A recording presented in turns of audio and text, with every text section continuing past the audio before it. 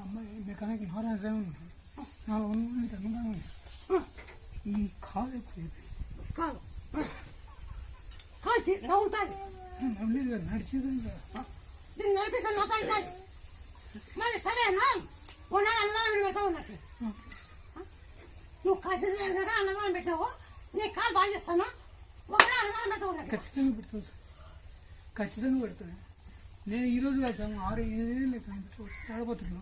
మళ్ళీ సెంటర్లో జయ అమ్మ జయ అమ్మ జయ అమ్మ జయ అమ్మ జయ అమ్మ అమ్మా